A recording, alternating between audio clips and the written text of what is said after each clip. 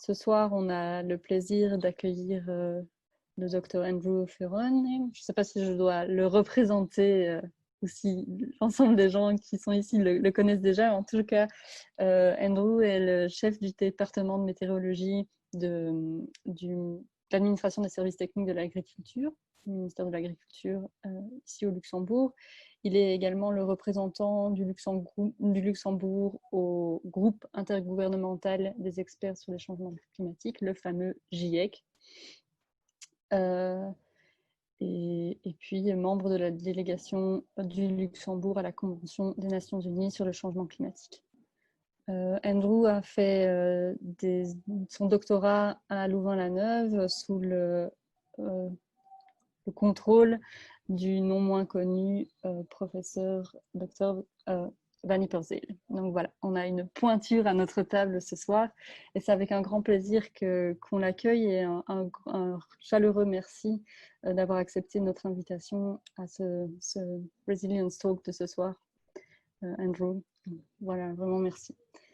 La façon dont ça va se passer ce soir, donc la proposition c'est de passer un moment d'informations que Andrew va nous transmettre et on va le faire en 2 temps. Une première partie sera consacrée aux données, donc à la science climatique. L'idée c'est vraiment ça, c'est de se donner les moyens d'appréhender le sujet du climat, des changements climatiques à travers les données scientifiques pour le comprendre et pour pouvoir l'interpréter et le faire bouger le faire évoluer avec nous dans les prochains talks. Donc dans une première partie, on va aborder la question du climat d'un point de vue mondial et on va proposer un temps de réponse suite à ça. Et puis dans un deuxième temps, la question plus particulière du Luxembourg et là aussi, il y aura un deuxième temps de réponse. Voilà. On vous invite pendant la présentation, si vous avez des remarques, des questions, à les poser via le chat. Je ne sais pas si tout le monde maîtrise le chat, mais vous avez donc en dessous de l'image de votre écran, vous avez un petit endroit où il fait inscrit converser, si vous avez la version française ou talk, ou enfin voilà, en fonction de votre version. Et là, vous avez une fenêtre de discussion qui s'ouvre. Vous avez la possibilité donc d'inscrire vos questions. Elles seront reprises après ça, pendant les moments de discussion. Et puis après, pendant les moments de questions-réponses, on vous invite à poser donc vos questions, à demander la parole et à poser vos questions directement. Voilà, je pense que j'ai moi dit tout ce que j'avais à dire. Je nous laisse aux mains d'Andrew pour la suite.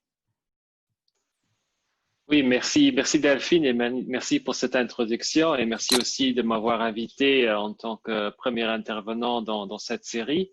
C'est vraiment un plaisir de vous présenter ce soir les dernières informations sur la science climatique et donc je vais commencer par essayer de faire un share screen en espérant que ça fonctionne. Vous voyez mon écran? Oui, très bien. Donc voilà, je présente ce soir un peu la science du climat qui sert comme fondation finalement des décisions politiques qui sont prises dans ce domaine. Et comme Delphine avait dit, je commence par les 3 rapports spéciaux qui ont été publiés par le groupe d'experts intergouvernemental sur l'évolution du climat, le GIEC. Et donc, ils ont été publiés. Le premier, c'est le fameux rapport sur les conséquences d'un réchauffement planétaire de 1,5 degré qui a été publié en octobre 2018. Ensuite, le deuxième rapport spécial, c'était sur les changements climatiques et les terres émergées qui a été publié en août 2019. Et finalement, le rapport sur les océans, la cryosphère dans un monde dont le climat qui change en septembre 2019. La cryosphère, c'est tout ce qui touche aux glaces, donc c'est tout le monde relié aux glaces. Donc, les glaciers en premier, les calottes glaciaires, la neige qui est sur la Terre, et donc tout ce qui est relié aux glaces sur la Terre. Il faut savoir que ces 3 rapports spéciaux ont été publiés dans le cadre du 6e cycle du GIEC qui a toujours lieu, dont le GIEC est toujours en train de travailler. Donc, maintenant, à partir de l'année prochaine, malheureusement aussi avec un peu de retard, on parle entre 8 mois et 6 mois de retard par rapport au plan initial. Les 3 rapports des groupes de travaux du GIEC vont être publiés et en 2022, le rapport de synthèse sera aussi publié. Mais donc, ces 3 rapports sont les 3 rapports spéciaux que le GIEC a décidé de publier dans ce cycle-ci. Donc, quels sont les messages clés? D'abord, commençons par les faits, par les observations. Donc, sur le graphique, on voit le réchauffement planétaire par rapport à la période 1950-1900, ce qui peut être vu comme pré-industriel. Et donc, on voit que maintenant, on a atteint un réchauffement actuel qui est de 1 degré au-dessus de la température pré-industrielle.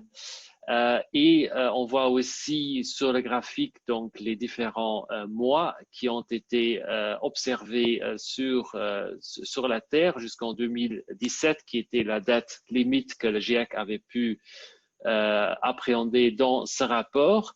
Et vous voyez aussi une ligne droite qui continue à partir de la tendance actuelle et qui coupe la ligne des 1,5 degrés qui sont une des limites qui est fixée dans l'accord de Paris aux alentours de l'année 2040. Donc, ça serait avec si les températures continuent à augmenter de façon linéaire,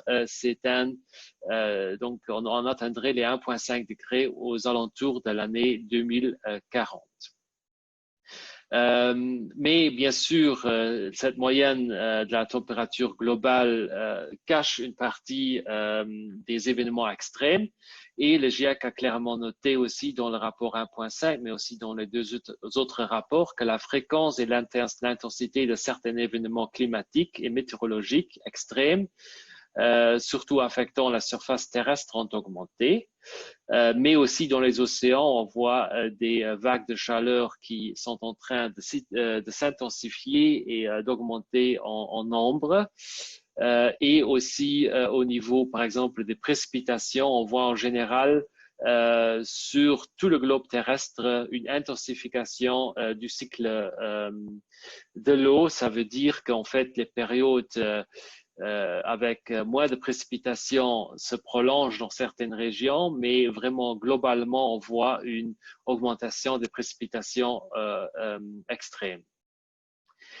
Finalement, le réchauffement climatique entraîne aussi une augmentation du niveau des mers et ce qui a été nouveau dans le rapport sur les océans, c'est qu'il y a vraiment une augmentation du niveau des mers. Donc, ce n'est pas seulement une croissance du niveau des mers, mais c'est vraiment le phénomène qui est en train d'augmenter.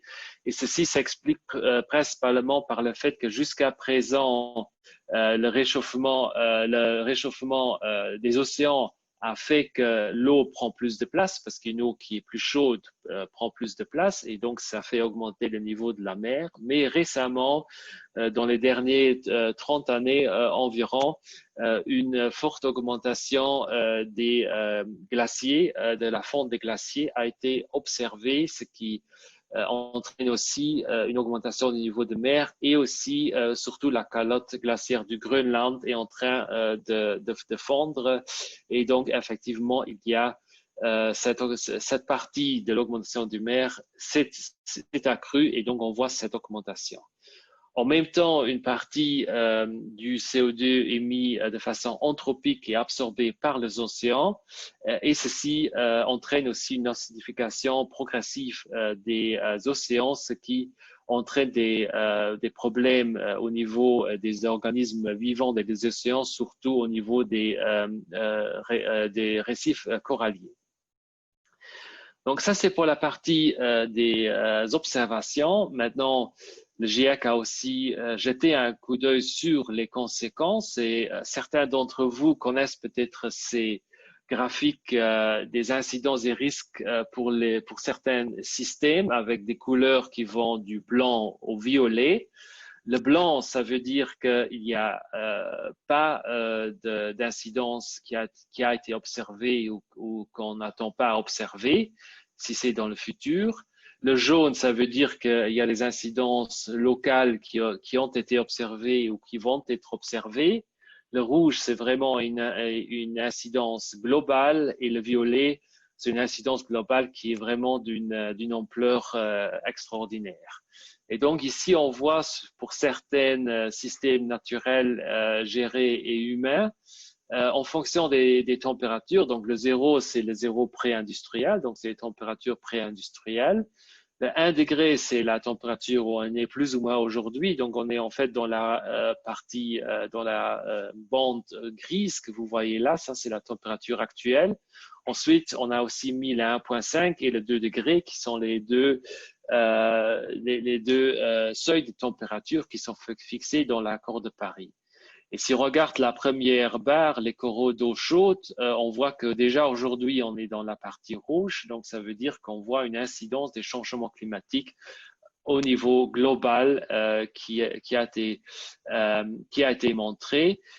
Et on voit que même si on arrive à limiter les températures à 1,5 degré, qu'effectivement, des coraux d'eau chaude, l'incidence va virer au violet. Donc, ce seront vraiment des incidences globales et d'une ampleur extraordinaire. Mais on voit aussi certaines d'autres parties, comme par exemple la pêche artisanale ou les inondations côtières, les crues fluviales, le rendement des cultures, la morbidité aussi, où on voit effectivement qu'entre 1,5 et 2 degrés, on a un changement d'une couleur à une autre. Pour la pêche artisanale, par exemple, ça change du rouge au violet. Donc, ça reste que même à 1,5 degré, c'est une incidence globale. Mais à 2 degrés, c'est encore pire. Et pour, par exemple, les inondations côtières, on voit effectivement que entre 1,5 degré et 2 degrés, on passe du jaune au rouge. Donc, ça veut dire qu'effectivement, il y a un changement du local au global pour ce point-ci. Idem, par exemple, pour le tourisme ou pour le rendement des cultures. Donc, ça montre quand même qu'il y a un bon nombre de points de basculement qui peuvent être déclenchés entre 1,5 et 2 degrés. Et un de ces points de basculement qui n'est pas montré sur le graphique, mais qui est quand même lié à ce que j'avais dit avant, c'est l'instabilité de la calotte glaciaire, principalement du Groenland. Donc, cette instabilité pourrait être déclenchée entre 1,5 et 2 degrés de réchauffement. Et c'est une instabilité qu'on peut pas éviter par la suite. Donc, même si les températures reviennent à 1,5 degré ou même en dessous, ça veut dire que ce processus est lancé et se poursuit sur des milliers d'années et ça peut entraîner une augmentation du niveau de mer jusqu'à 7 mètres pour la calotte glaciaire du Groenland seulement. Pour l'Antarctique, c'est moins certain si ce seuil de basculement se trouve entre 1,5 et 2 degrés. J'ai aussi montré avec le graphique la vulnérabilité des écosystèmes et des ressources terrestres et de la sécurité alimentaire au changement climatique. D'ailleurs, vous trouvez un graphique similaire pour la sécurité alimentaire dans le rapport sur les terres émergées. Dans le rapport des océans, il a été noté que certaines parties de la cryosphère des océans sont particulièrement touchées par les changements climatiques, comme l'Arctique, les récifs coralliens, les zones côtières basses et les îles, les écosystèmes de montagne, le périgisol, les glaciers et le Inland Sea. Pour le pérégisol, j'aimerais juste ajouter un point, c'est que s'il y a maintenant une fonte du pérégisol qui se met en place, ceci entraîne en fait une libération supplémentaire de CO2 et de méthane. Le méthane étant un gaz à effet de serre encore plus potent que le CO2, et ceci pourrait aussi donc déclencher un effet supplémentaire aux émissions anthropiques. Pour l'instant, c'est pas encore clair si le pérégisol au niveau global est une source de gaz à effet de serre ou plutôt absorbe des gaz à effet de serre de l'atmosphère, parce qu'il y a aussi de la végétation qui n'était pas là avant, qui est en train de se développer, qui absorbe aussi du CO2 de l'atmosphère. Donc le bilan pour l'instant n'est pas clair, mais pour le futur, on s'attend à ce que ça devienne une source supplémentaire de gaz à effet de serre. Donc maintenant, la question se pose, quelles sont les mesures qu'on peut mettre en place afin de limiter le réchauffement à 1,5 degré. Donc un des points qui a été relevé dans le rapport de 1,5 degré, c'est que limiter le réchauffement climatique à 1,5 degré est encore possible, mais bien sûr, il faut une volonté politique afin d'y arriver. Et donc, afin d'atteindre l'1,5 degré, les émissions de CO2 doivent diminuer de 45% d'ici 2030 par rapport au niveau de 2010 et doivent atteindre ce qu'on appelle le zéro net à 2050. Pourquoi zéro net et pas zéro tout court? C'est parce qu'il y a des processus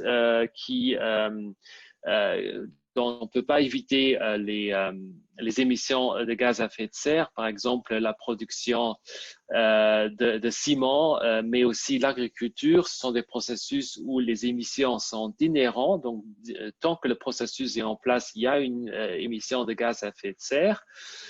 Il faut donc compenser effectivement ces émissions restantes par des puits de carbone.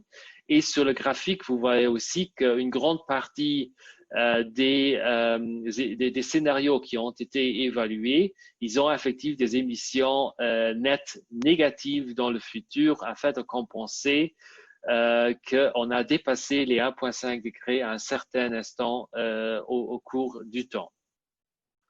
Vous voyez aussi les chiffres pour atteindre 2 degrés où il faut diminuer les émissions de 20% en 2030 et atteindre le net zéro en 2075.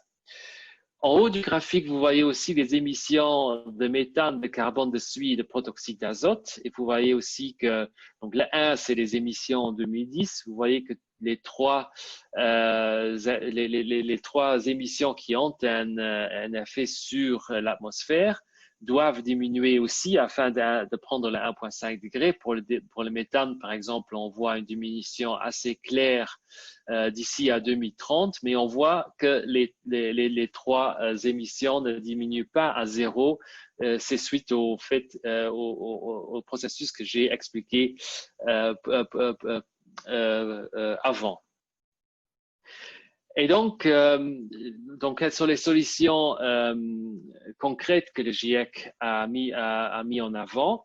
Donc, d'abord, il faut savoir que ce qu'on appelle en anglais le golden bullet, donc la solution miracle n'existe pas.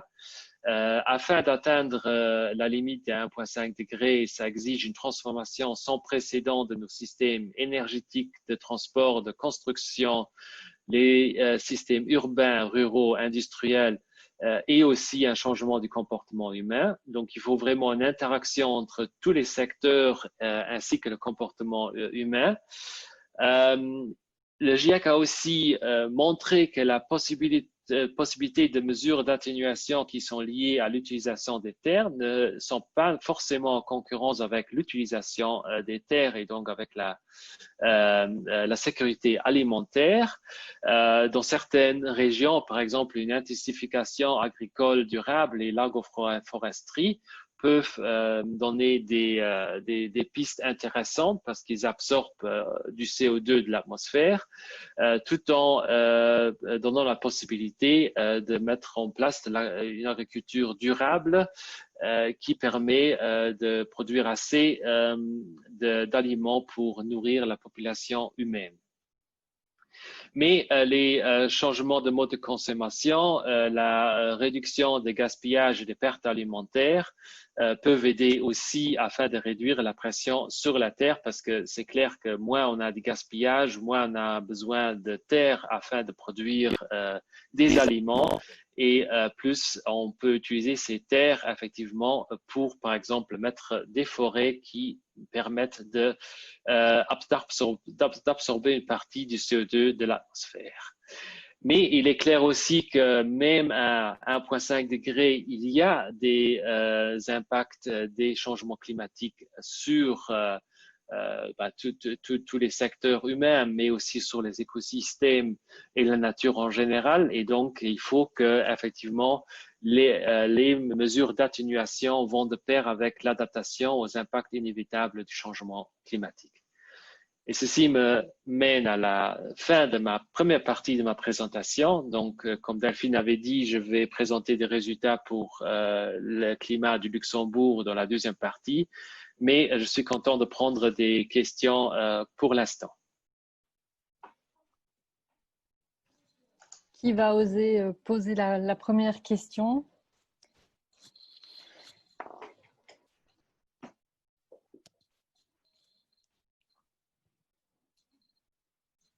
Alors, soit c'était que c'était très très clair, soit c'était que c'était très très compliqué. C'est peut-être ça, Andrew, que je voudrais t'adresser comme première question. C'est comment est-ce que les citoyens peuvent se saisir de la complexité de cette question, en fait, parce que c'est des chiffres, c'est beaucoup d'informations. Comment est-ce qu'on... Voilà, qu'est-ce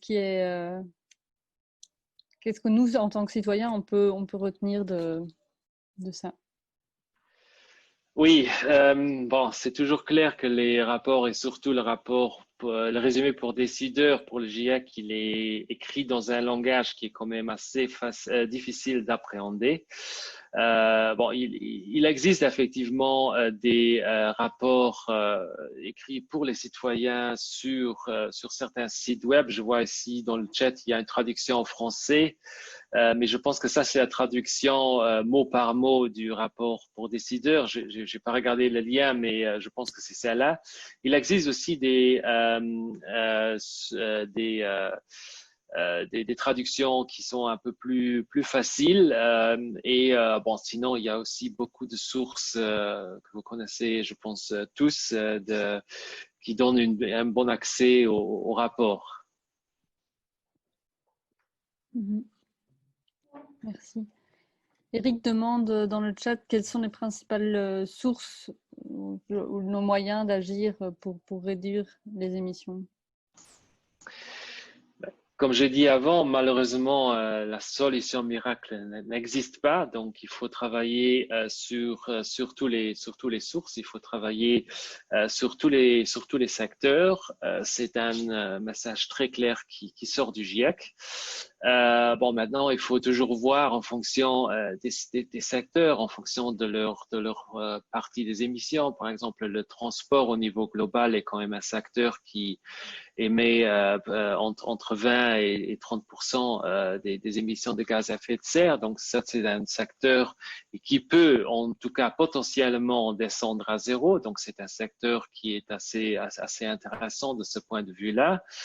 Un autre secteur, c'est la production alimentaire, où par exemple le GIEC a montré que toute la production alimentaire est environ un tiers des émissions de gaz à effet de serre. Par contre, là, il y a effectivement pour le secteur agricole qui est environ 2 tiers de cet un tiers, donc ça veut dire environ un cinquième des 20% des émissions globale qui vient du secteur alimentaire, elles sont très difficiles à réduire parce que les émissions viennent effectivement du processus naturel de digestion du bétail et aussi du travail du sol. Donc, les réduire complètement à zéro est impossible. Donc, c'est plus difficile. Ceci dit, il existe des solutions aussi. Par exemple, GIEC a montré aussi que pratiquement un quart des émissions du secteur alimentaire sont en effet dues au gaspillage alimentaire. Donc, si on lutte contre le gaspillage alimentaire, on peut déjà réduire d'un quart les émissions du secteur alimentaire, ce qui est quand même déjà une réduction non négligeable. Ensuite, il existe aussi une série de techniques et comme j'ai dit avant, le secteur agricole peut aussi être un puits de carbone ensemble avec le secteur forestier, ce qui est aussi un point très important et très spécifique de ces deux secteurs. Peut-être la question qui nous préoccupe, ou en tout cas où on a vu les effets là, à assez court terme, c'est cette question du lockdown de notre société et donc des impacts du Covid sur les émissions globales. Et puis, on voit aussi différents scientifiques qui alertent sur la façon de prendre en considération ces observations. Qu'est-ce que tu peux nous dire là-dessus? Oui, ben, il y a eu maintenant dans les 2 dernières semaines un June Momentum for Climate Change. Peut-être vous savez tous que normalement ces 2 dernières semaines, il y aurait dû avoir les intersessionnels à Bonn qui se déroulent tous les ans à Bonn et qui sont là à préparer la COP 26 cette fois-ci qui a été reportée d'une année en novembre 2021. Donc les intersessionnels pour l'instant ils sont rapportés en octobre. On s'attend tous à ce qu'il soit encore apporté parce qu'il est clair qu'il faut une participation mondiale qui soit possible et que le virus soit au niveau mondial, qu'on puisse vraiment avoir représentants de tous les pays à Bonn en octobre, c'est quand même assez difficile à s'imaginer à cet instant. Mais pour l'instant, c'est le plan de les avoir en octobre et on s'y prépare. Mais donc, afin de garder un peu le moment de l'action, il a été décidé par les chairs du SEPSTA et du SPI de faire ce June Momentum. Et dans le cadre de celui-là, en fait, le Global Carbon Project a présenté les derniers chiffres par rapport à la crise et l'impact sur les émissions. Et je peux vous montrer effectivement ici les slides. Je pense que vous devrez les voir maintenant. Oui. Merci. Donc là, on voit effectivement d'un côté l'augmentation des émissions globales de CO2. Donc, ils ont regardé que le CO2 ici parce que les autres gaz à effet de serre sont plus difficiles à estimer. Et on voit en rouge, tout petit, effectivement, la diminution qu'il y a eu les derniers mois jusqu'en mai. Et on voit qu'il y a effectivement sur les 3 mois une diminution de 8% des émissions de gaz à effet de serre, un maximum à 17%, ce qui est vraiment la dernière fois qu'on avait eu cette situation, c'était en 2006, donc il y a pratiquement 15 années, donc ça nous met entre guillemets 15 années en arrière, ce qui est quand même très positif dans ce cas-ci. Et là, on voit en particulier que le transport joue un rôle important parce qu'il y a d'une part le transport de surface qui représente 43% de cette diminution de gaz à effet de serre. Et il y a encore une fois 12% pour l'aviation, parce que bon, on sait tous que l'aviation s'est pratiquement arrêtée pendant ce temps, sauf les vols cargo. Donc, on voit que ces deux ensemble font plus que 50%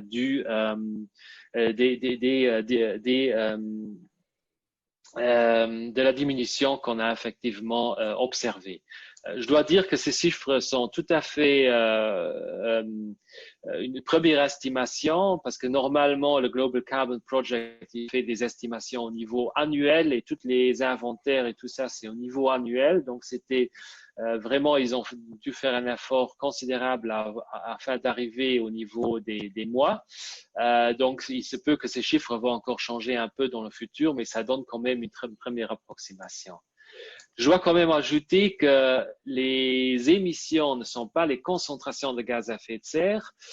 Malheureusement, pour le CO2, on a atteint un nouveau record de CO2 parce qu'il faut savoir que le CO2, il augmente et diminue en fonction des saisons. Il atteint normalement son maximum vers cette partie de l'année-ci, normalement en mai. Et cette année-ci, on a de nouveau atteint un nouveau maximum. Et là, on voit en fait les courbes sur la partie gauche du graphique, les courbes du passé qui sont plutôt grises et la courbe de cette année-ci. Et on voit qu'elle est au-dessus des courbes des années précédentes. Donc, en fait, même cette diminution d'environ 8% ne se traduit pas immédiatement en une diminution de concentration. Donc, il faut vraiment que les émissions continue à diminuer dans le futur au même rythme. Le GIEC dit un rythme entre 3 et 4% par année, dans un rythme similaire afin qu'on voit vraiment un impact sur les concentrations de CO2. Et ça ne veut pas dire que les concentrations de CO2 vont diminuer, mais qu'ils vont se stabiliser. Donc ça, c'est très important à atteindre parce que les concentrations de CO2, c'est en fait un effet cumulatif des émissions.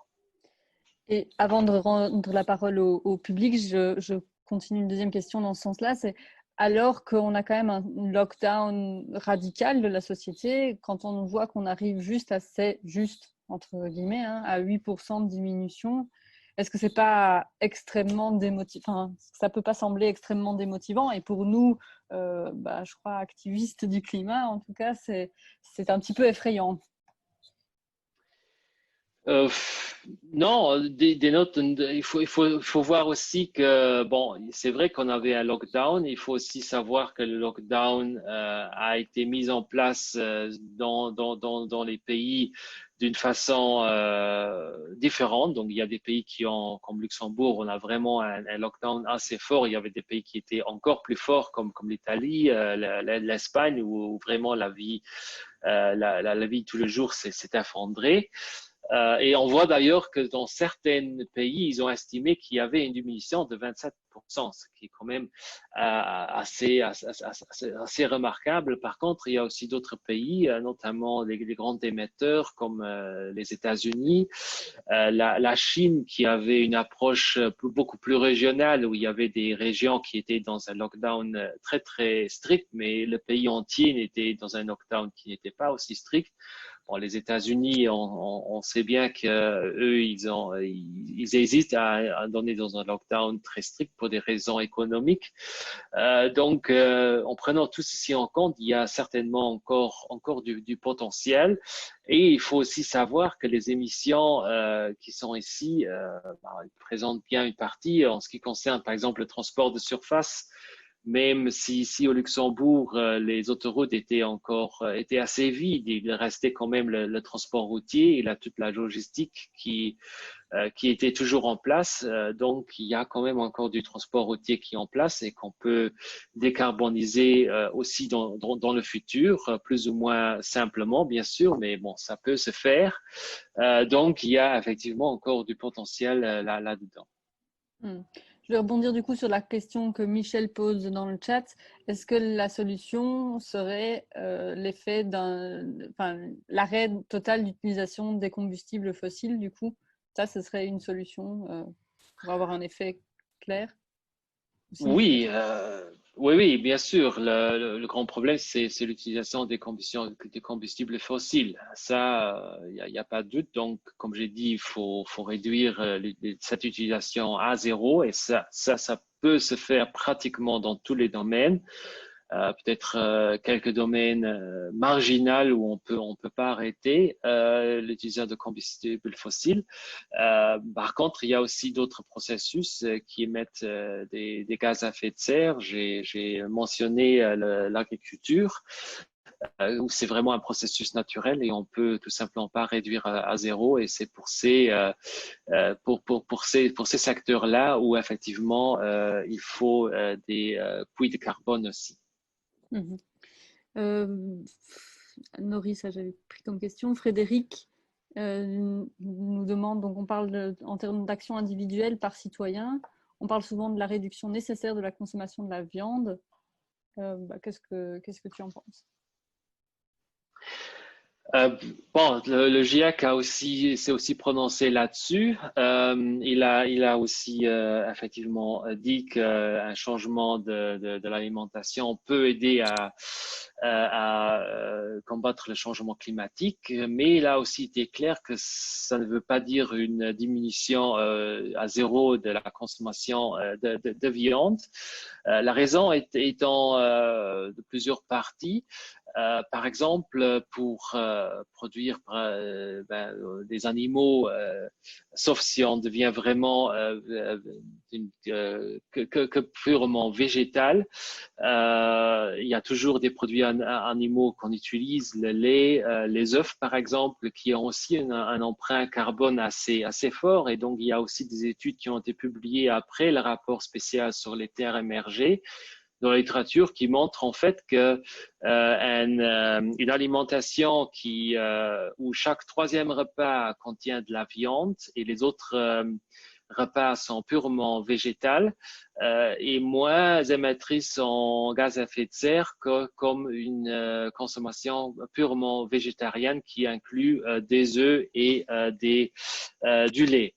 Et de notre point de vue, il faut aussi garder en tête que même si on passe complètement au végétal, qu'effectivement les engrais, les plantes ont besoin d'engrais afin qu'on puisse maintenir en place la sécurité alimentaire. Et ces engrais de façon naturelle, donc les engrais organiques, sont quand même ont un impact plus bas en point de gaz à effet de serre que les engrais chimiques que l'on devrait utiliser si effectivement on n'aurait plus d'animal à disposition afin d'avoir les engrais organiques. Et alors pardon, tu voulais encore ajouter quelque chose? Non, Okay. J'avais fini. Et pour conclure peut-être cette première partie, il y a encore deux questions qui relèvent plus du processus donc décisionnel. D'une part, la question de Frédéric, méthodologique, donc comment doit-on imaginer l'élaboration et l'adoption de ces rapports? Est-ce qu'il y a des désaccords majeurs entre les experts en ce qui concerne les rapports? Ou est-ce que les rapports sont toujours, il y a un consensus autour de ces rapports? Oui, bon, la question est très bien posée parce qu'il parle clairement des experts. Il faut savoir que les rapports du GIEC, même s'il y a la partie intergouvernementale, les gouvernements n'interviennent pour ainsi dire pas dans l'élaboration du rapport. Ils donnent juste des lignes des directives aux auteurs sur quel point ils aimeraient mettre plus de poids. Mais ils n'ont pas le droit d'intervenir sur la science, sur la science du rapport.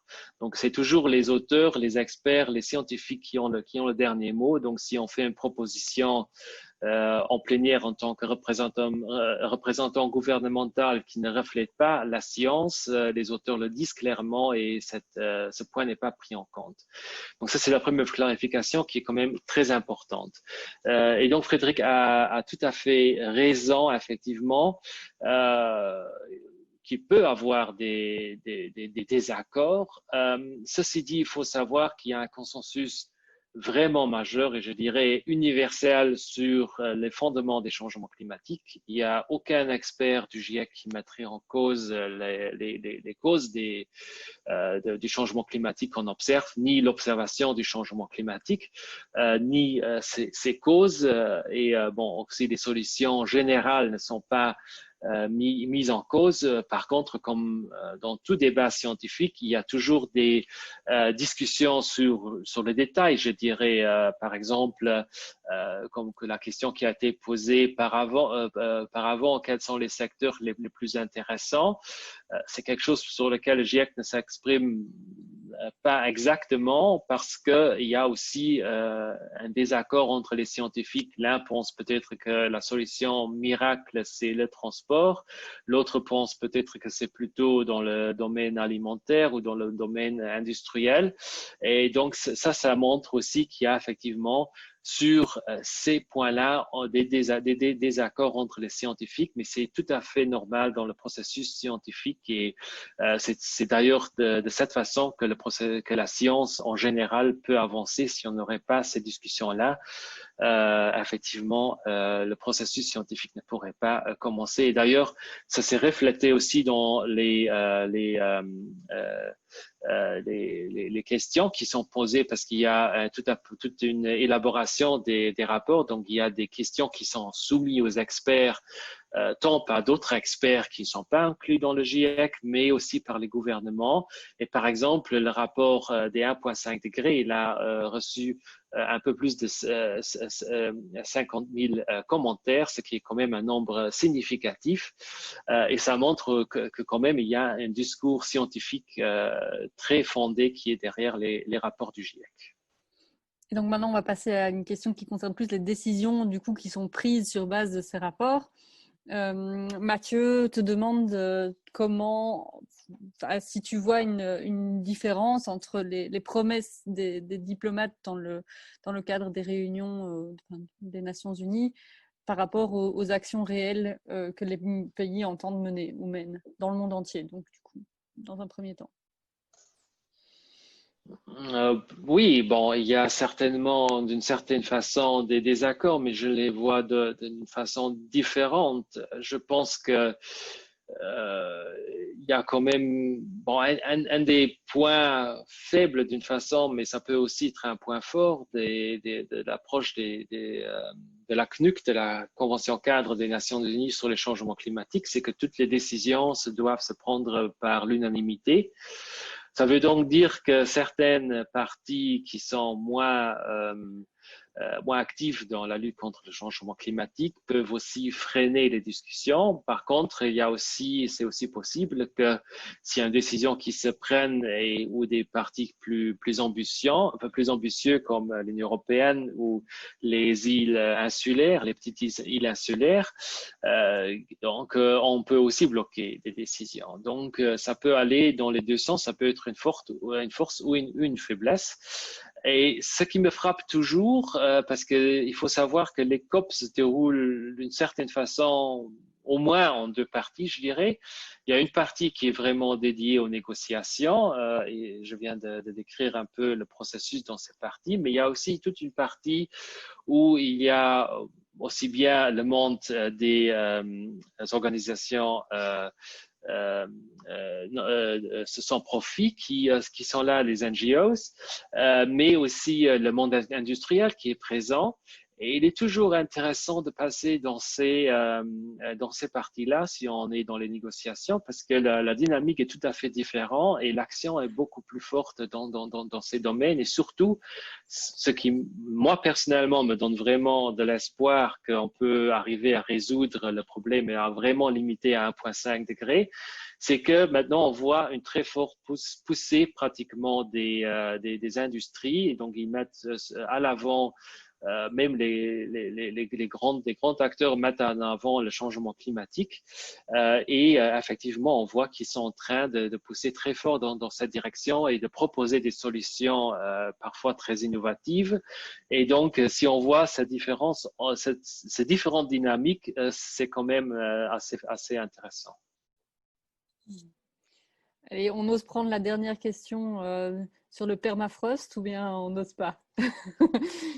Donc, la fonte des glaces, voire le changement climatique en général, risque de nous amener à des retours, enfin, aux causes des maladies qui ont déjà existé par le passé. Est-ce qu'il faut s'attendre à d'autres pandémies mondiales? Et si oui, comment est-ce qu'on peut s'y préparer? Ben, malheureusement, je n'ai pas vraiment de réponse claire là-dessus. C'est plutôt aussi parce qu'il y a aussi le IPBS, l'Intergovernmental Panel on Ecosystem, and c'est quoi le BS? C'est le J'ai oublié maintenant le nom. Désolé.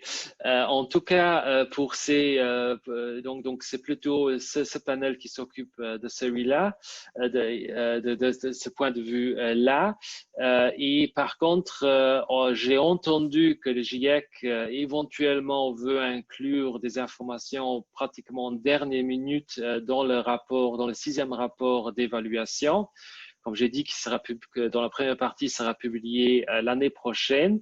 On ne sait pas encore si effectivement il y aura assez de littérature scientifique parce qu'il y a beaucoup de littérature scientifique qui émerge pour l'instant sur cette thématique.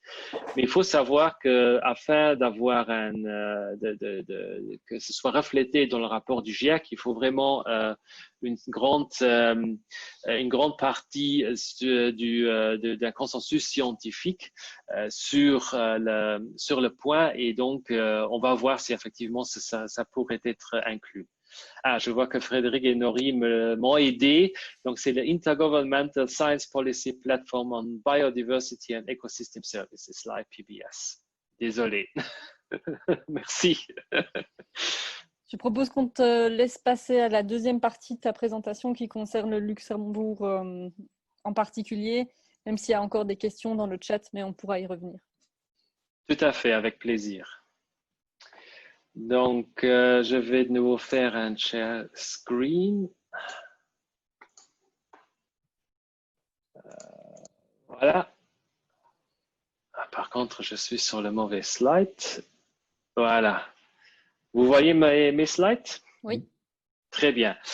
Donc voilà, maintenant on vient au Luxembourg après cette excursion au niveau mondial.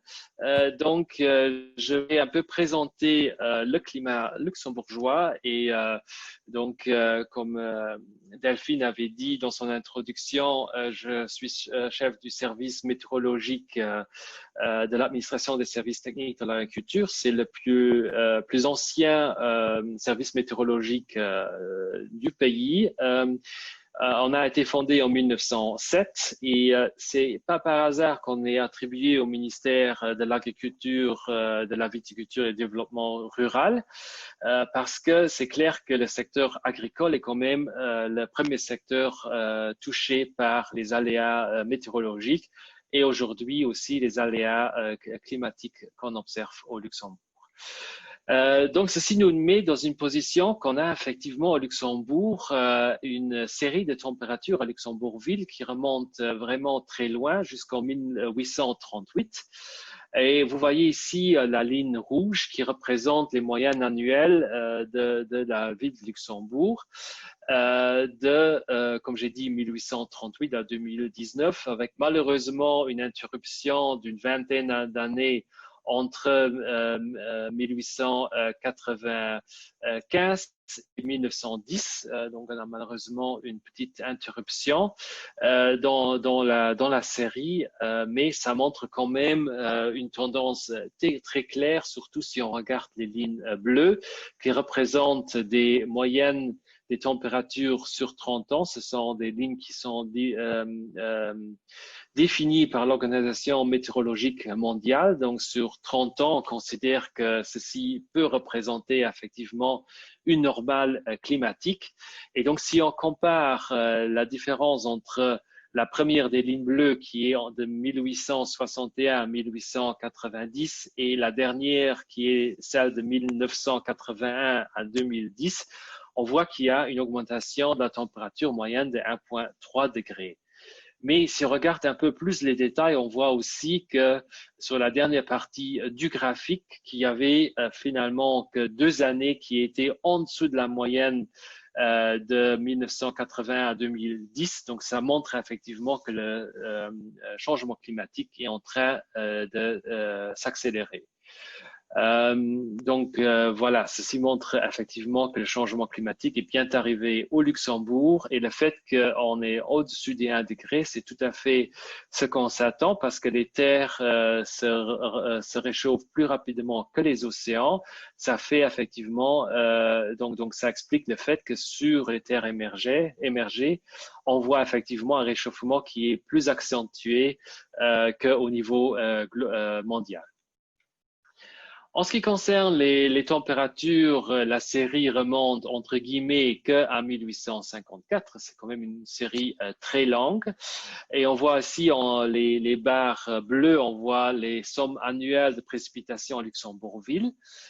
D'abord, on doit constater qu'il y a quand même une fluctuation très importante d'une année à une autre et ça peut parfois monter du simple au double. Par exemple, le minimum qui est aux alentours de 400 litres par mètre carré sur une année était en 1920 et le maximum, il est à plus de 1100 litres au mètre carré qui était enregistré dans les années 1980. Donc, on voit quand même une trop forte fluctuation, mais on voit aussi qu'il y a certains cycles. Il y a parfois des années plus secs, il y a des années plus arrosées.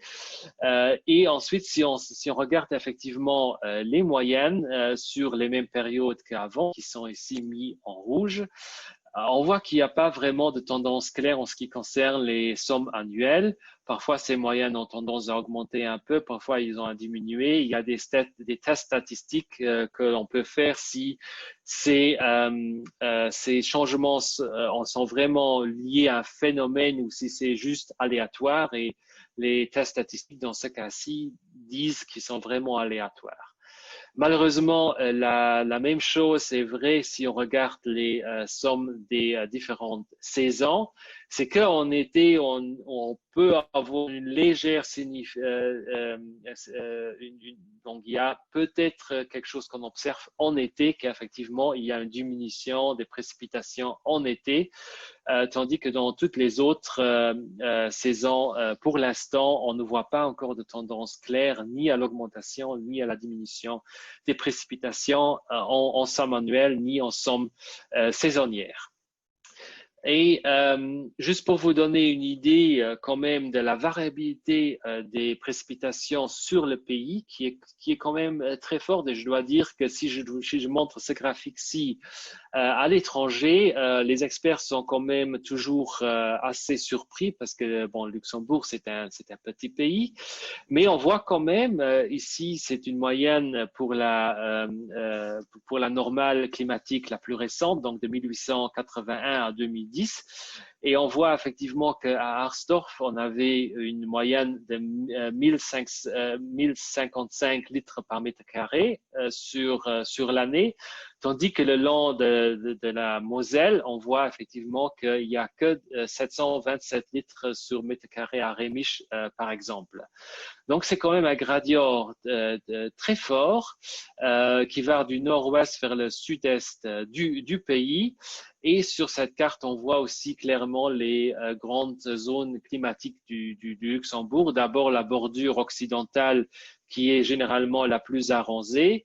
On voit clairement les Ardennes où suite à la topographie, il y a par exemple plus de précipitations convectives qui se mettent en place.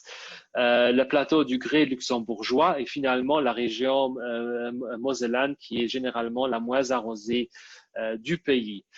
Donc, ça montre quand même l'importance d'avoir beaucoup de stations de mesure au Luxembourg et c'est justement ce qu'on fait parce qu'actuellement on a 32 stations de mesure pluviométriques mais aussi d'autres paramètres météorologiques répartis sur tout le territoire. Et ceci montre la raison d'avoir autant de stations. Et ça montre aussi que parfois, dans les bilans qu'on fait, les bilans saisonniers, parfois les tendances que ça a été une saison trop sèche ou trop arrosée, ça dépend de la région où on est. Parfois, effectivement, il se peut que dans le sud, on ait eu un peu plus de précipitations que la normale, tandis que dans le nord, on a eu un déficit. Avant de passer un peu à notre réseau de mesures, j'aimerais quand même aussi parler d'une des tendances claires qu'on voit à Luxembourg et que j'ai aussi déjà mentionné au niveau global, c'est l'évolution des précipitations fortes. Donc ici, on voit le nombre de jours avec précipitations extrêmes ou précipitations fortes. Donc il y a eu plus de 11,7 litres par mètre carré pour ces journées-là. Donc, on voit par exemple que en 1949, il y a eu 10 de ces journées.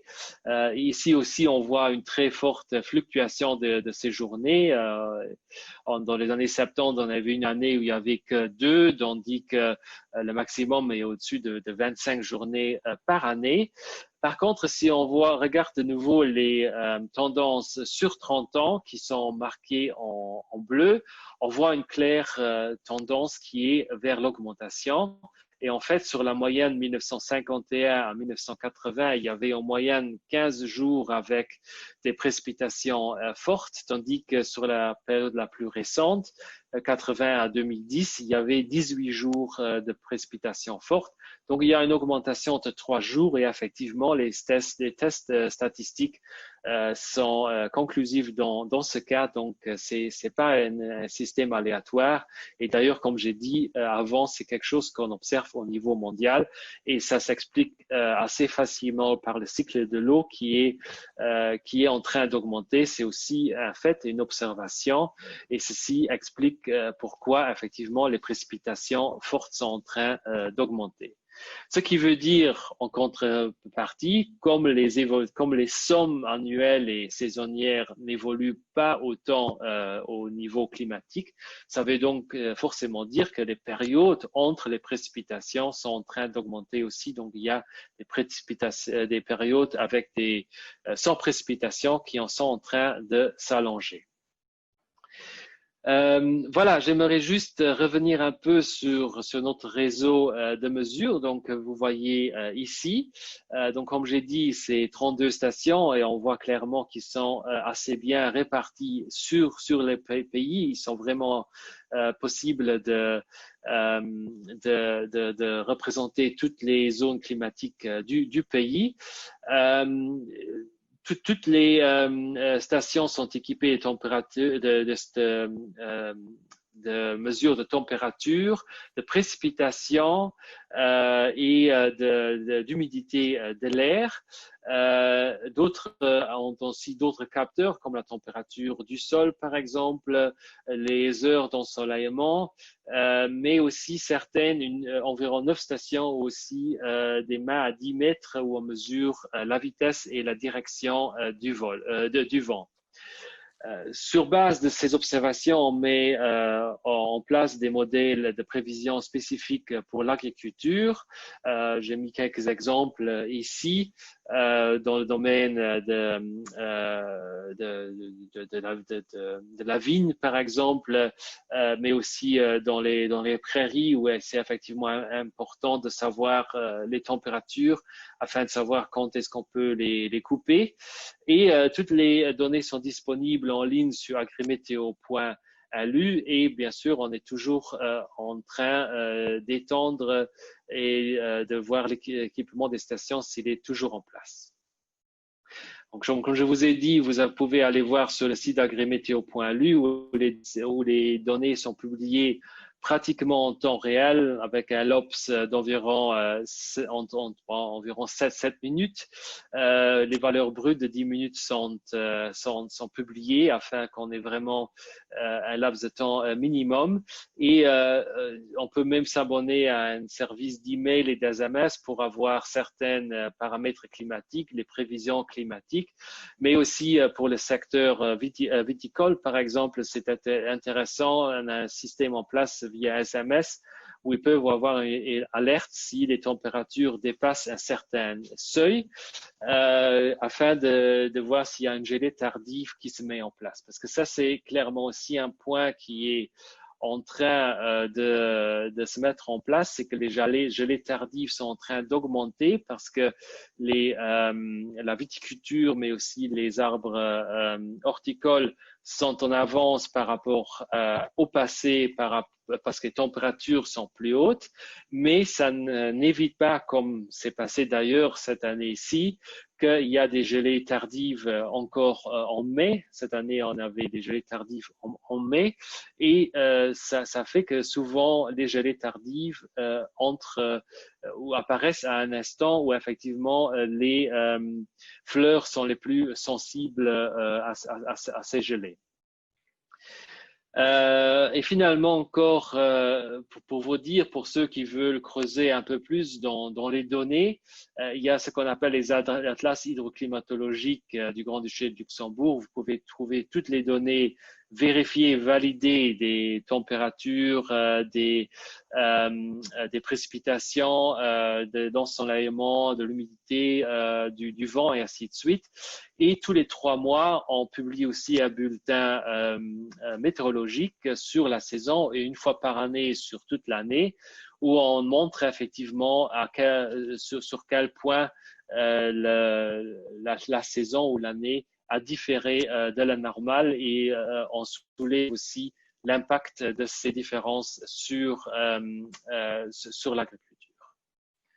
Voilà, ceci me mène à la fin de ma deuxième partie de la présentation. Merci beaucoup. Un courageux pour poser la première question. Vous avez vu, quand je commence, je ne prends pas la parole avant un petit bout de temps. Donc, est-ce qu'il y a un courageux pour poser une première question? Sinon, c'est moi.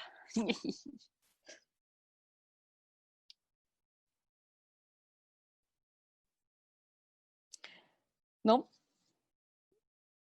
Très bien. Alors, moi, j'ai posé une question par rapport à l'impact du Luxembourg, justement, sur... allez, je prends celle de Sébastien. Est-ce qu'il y a une prévision sur le développement des journées de chaleur? Oui, bon, on a effectivement des observations des journées de chaleur, et effectivement, ceux-là sont en train d'augmenter en parallèle avec les températures qui sont en train d'augmenter. Donc, ceci, en fait, une augmentation de la température moyenne, on peut évaluer à première approximation que ça a un impact double sur les extrêmes. Donc, les journées de chaleur ou les journées d'été sont en train d'augmenter au Luxembourg, tandis que les journées de froid ou les journées de gelée sont en train de diminuer. J'avoue que j'ai pas les chiffres exacts en tête maintenant, mais je peux les communiquer par mail s'il y a un intérêt. En ce qui concerne les projections climatiques, pour l'instant, oui, on s'attend à ce que cette tendance se continue dans le futur, mais il faut dire que pour l'instant, on ne dispose pas encore de projections climatiques en ce qui concerne le scénario de 2 ou 1,5 degrés, donc le scénario de Paris. C'est quelque chose que effectivement, ensemble avec le ministère de l'Environnement, du Climat et du Développement durable, on est en train d'avoir ce genre de projections pour le futur. Merci beaucoup. Du coup, on enchaîne avec la question de Frédéric. Est-ce que sur les dernières années, les prédictions du GIEC se sont avérées vraies au Luxembourg, avec des étés plus secs et des hivers plus chauds, comme tu viens de dire?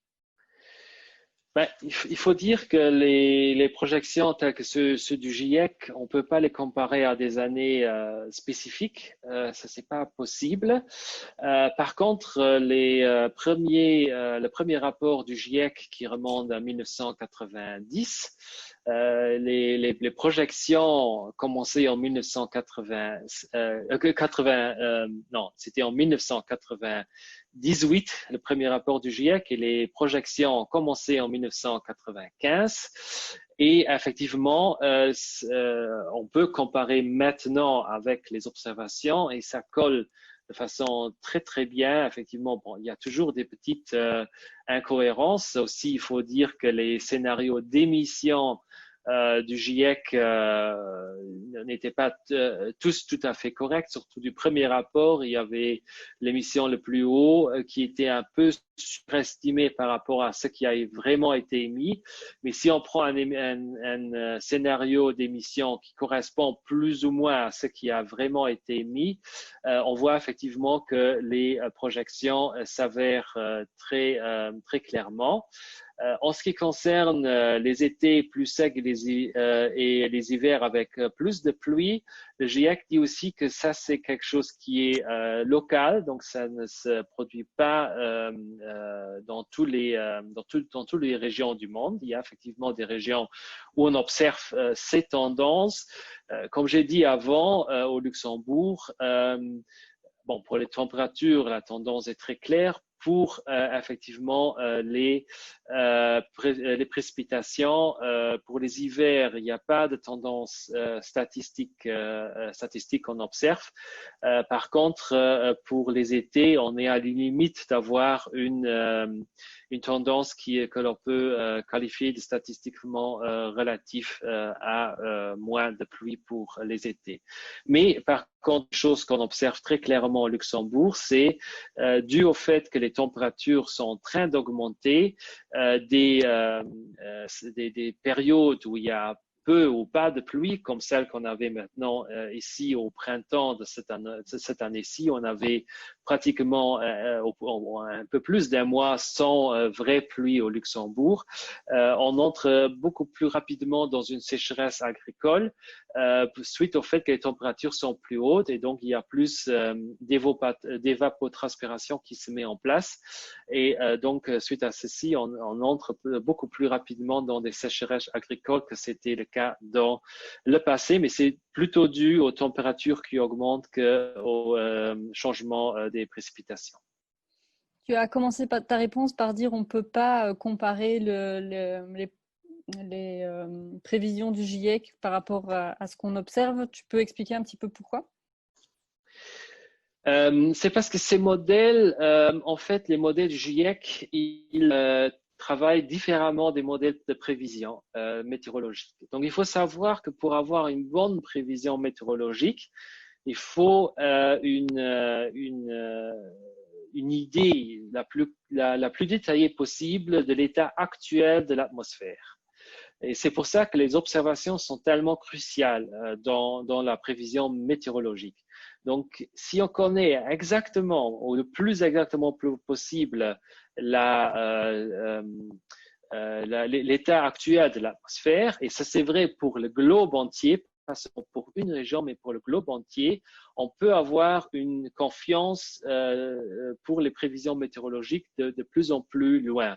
Donc, pour l'instant, les prévisions à 3 jours peuvent être considérées comme robustes dans pratiquement tous les cas. Dans certains cas, on peut aller jusqu'à 5 jours et même les prévisions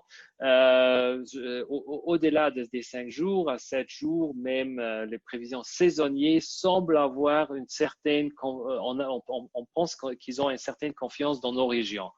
Dans d'autres régions du monde, c'est différent. Par exemple, en Afrique, les prévisions saisonnières sont utilisées par les agriculteurs de façon très régulière parce que les régimes météorologiques sont très différents et donc on peut les prévoir beaucoup plus à l'avance. Ici, dans nos régions, c'est plus difficile. Donc ça, c'est pour les prévisions météorologiques. Maintenant, les projections du GIEC, ils travaillent avec pratiquement les mêmes modèles. Ils sont un peu modifiés, mais en gros, c'est les mêmes modèles. En tout cas, en ce qui concerne la partie atmosphère, parfois la partie océan est plus détaillée.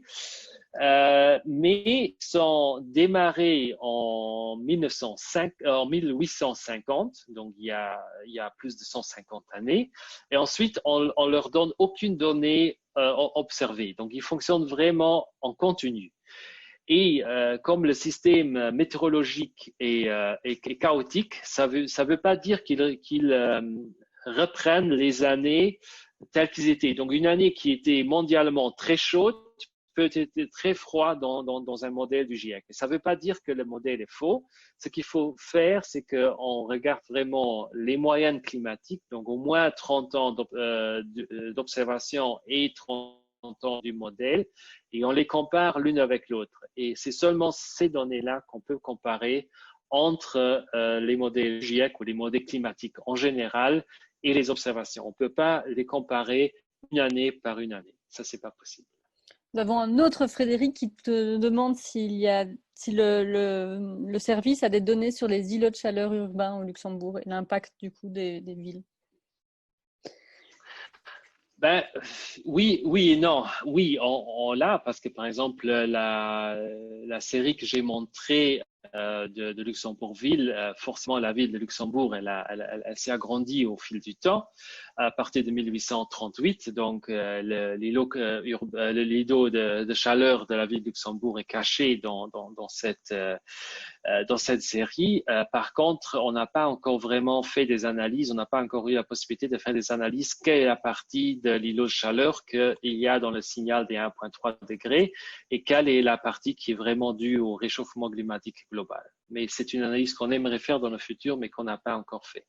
Mais a priori, les données, effectivement, sont disponibles. Merci. Donc, on va quitter les questions de température et de météorologie pour arriver à une question plus politique. Peut-être, est-ce que le plan de relance économique au niveau européen et luxembourgeois prenne en compte ces données scientifiques du climat? La Commission et aussi le gouvernement luxembourgeois ont dit qu'effectivement, ils veulent faire en accord avec, au niveau de la Commission, le Green Deal qu'ils ont présenté l'année passée. Donc, bon, je suppose effectivement que ceci sera pris en compte. Maintenant, quelles seront les décisions qui sont prises? Je veux dire, c'est une discussion qui est en cours tant au niveau du Luxembourg qu'au niveau européen. Mais peut-être un point qui est quand même assez intéressant de relever dans cette optique, c'est que j'avais présenté avant que maintenant on s'attend à ce qu'il y a 8% d'émissions en moins par rapport aux années précédentes des gaz à effet de serre. On s'attend jusqu'à la fin de l'année que ce sera aux alentours de 4 à 5%, parce que bon, il y a quand même une relance économique qui va se faire, donc les émissions vont augmenter d'ici à la fin de l'année. Ça c'est clair. Donc on s'attend plutôt aux alentours de 4-5%. Et justement aussi les scénarios que j'ai montrés avant du GIEC pour atteindre les 1,5 degrés, ils prévoient effectivement une diminution entre 4 et 5% par année pour atteindre les 1,5 degrés. Donc effectivement, on est dans une dynamique qui ressemble beaucoup à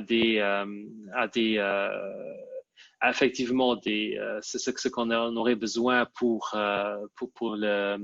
atteindre les 1,5 degrés. Mais bien sûr, ceci doit être atteint par d'autres moyens que le lockdown maintenant. Je pense que personne dans cet auditorium aimerait avoir un lockdown tous les années. Non, je pense qu'on est bien d'accord. Par contre, en termes de pistes, de solutions, c'est inquiétant de devoir en arriver là, justement. Et c'est ça, je crois, tout le rôle de cette transition écologique et citoyenne qu'il faut mettre en place. Et c'est bien le défi de notre époque. Est-ce qu'il y a d'autres questions? Alors, on peut peut-être reprendre la question qu'avait posée, alors je la cherche, Janka juste avant.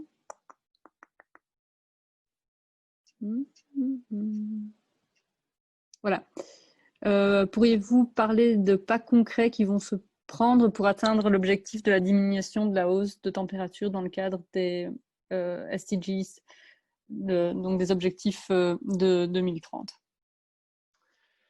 Oui, Bon, d'abord, j'aimerais faire la remarque qu'effectivement, les objectifs de développement durable sont des objectifs que le GIEC prend en compte de plus en plus. D'ailleurs, déjà, il a commencé à les considérer de façon explicite dans le rapport spécial de 1.5, mais ce sera encore plus fort pris en compte dans le rapport dans le 6e rapport d'évaluation qui sera publié.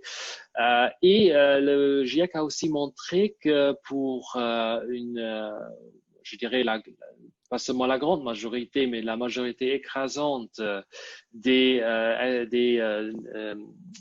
objectifs de développement durable de 2030, effectivement, il y a des synergies entre les politiques climatiques et les politiques qui sont nécessaires pour arriver aux différentes SDG.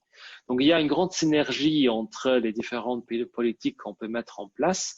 Prenons comme exemple la pollution de l'air où le lien est le plus fort parce que effectivement, si on diminue les émissions, ils sont souvent en concertation avec des émissions qui sont directement en relation avec la pollution de l'air. Et donc, si on diminue les émissions de gaz à effet de serre, on diminue en même temps les émissions de polluants. Donc, ça, c'est un point où le lien est assez fort et assez simple. Par contre, un des points où on s'est posé plus de questions, c'est par rapport à la sécurité alimentaire. Et au début, on pensait que, surtout dans les scénarios où on a besoin de très grandes surfaces pour un reboisement, afin d'avoir des puits de carbone nécessaires pour les émissions restantes et pour revenir à 1,5 degré. Dans ce cas-ci, on pensait que la sécurité alimentaire pourrait être mise en doute. C'est le cas, donc dans les scénarios vraiment extrêmes où, par exemple, les émissions augmenteraient jusqu'en 2030 et ensuite on devrait avoir des émissions négatives nettes d'une ampleur pratiquement du même ordre de grandeur que les émissions positives qu'on a, positives dans le sens plus, pas dans le sens positif qu'on a maintenant, pratiquement du même ordre de grandeur. Et pour cela, par exemple, on aurait besoin d'une surface de la Russie en tant que surface de reboisement. C'est clair que dans ce cas-là, on ne peut pas atteindre le but de la sécurité alimentaire, mais il a aussi été montré que si les politiques climatiques sont ambitieuses et si on atteint le pic des émissions dans les 5 années à venir, je dirais, alors on pourrait effectivement atteindre tant le but de Paris et aussi garantir la sécurité alimentaire. Et alors, une question qui va intéresser plusieurs activistes du climat qui sont ce soir avec nous.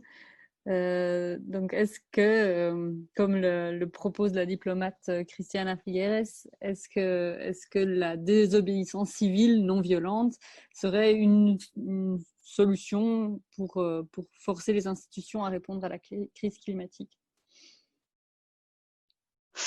C'est très difficile à répondre, c'est très certainement intéressant et d'ailleurs ça m'étonne pas tellement. J'avoue que j'avais pas vu cette partie-là de son livre. J'ai pas encore eu la possibilité le temps de le lire parce que je dois dire que dans le lockdown j'étais plus occupé que d'habitude, ce qui m'a vraiment étonné. Mais je dois vraiment lire le livre parce que c'est une personnalité qui me fascine beaucoup et dont j'ai eu la possibilité de faire la connaissance. C'est vraiment très chouette.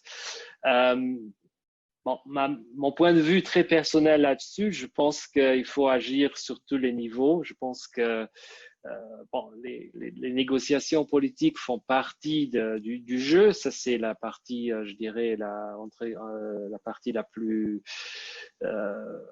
difficile d'une certaine façon, parce que, comme je dis avant, il suffit d'un pays qui bloque dans le sens positif ou négatif qu'on n'arrive pas à un accord. Mais je pense aussi qu'il faut certainement un très fort mouvement mouvement des transitions et la désobéissance civile peut faire partie de cette partie. Donc, je pense qu'il faut une interaction à tous les niveaux et finalement, c'est peut-être la façon la plus efficace de continuer. J'aurais envie d'arrêter là la discussion de ce soir pour qu'on parte avec cette énergie-là et ces mots de la fin-là. Mais je ne veux pas couper la dernière question de Frédéric. Donc, est-ce qu'il existe un monitoring au niveau territorial sur la vulnérabilité au changement climatique au Luxembourg? Bon, monitoring dans le sens complet n'existe pas encore. Par contre, il y a effectivement, donc le gouvernement luxembourgeois a adopté le plan à l'adaptation au changement climatique il y a 2 ans. Et ce plan, effectivement, prévoit la préparation d'un tel monitoring. Ceci dit, dans certains domaines, ça existe déjà, par exemple au niveau des inondations qui sont finalement liées au changement climatique. Effectivement, l'administration de la gestion de l'eau et sur le géoportail, on peut trouver les zones d'inondation. Donc, ça c'est pour l'instant les zones d'inondation plutôt fluviales, mais qui changent aussi avec les changements climatiques. Mais aussi, il y a ce qu'ils appellent les flash floods. Donc, c'est des crues qui sont en relation avec des précipitations fortes, justement, dont j'ai parlé avant. Et effectivement, donc cette carte, elle est en train d'être évaluée. Je pense qu'elle n'est pas encore publique, mais elle est sur le point de devenir publique. Et donc, ça, c'est un autre exemple de carte qu'on est. Au niveau de l'agriculture, on est aussi en train de faire des cartes similaires. Et au niveau de la météorologie, j'ai montré la carte des précipitations avant. On travaille aussi sur des cartes de température. On n'y est pas encore tout à fait, mais on peut aussi, par la suite, une fois qu'on a la carte de température moyenne, on peut aussi s'imaginer des cartes de température et aussi une suite de cartes qui montrent effectivement l'évolution avec le temps. Donc, on y travaille, on n'y est pas encore. Merci beaucoup. Merci pour le travail que vous faites et puis pour oui, l'accès aussi que vous donnez, que tu donnes à travers ce genre de conférences à nous citoyens, à toutes ces informations scientifiques. Merci à vous tous d'avoir été là ce soir. Je reprends quand même la conclusion que nous citoyens avons aussi notre rôle à jouer pour influencer sur les politiques de nos gouvernements.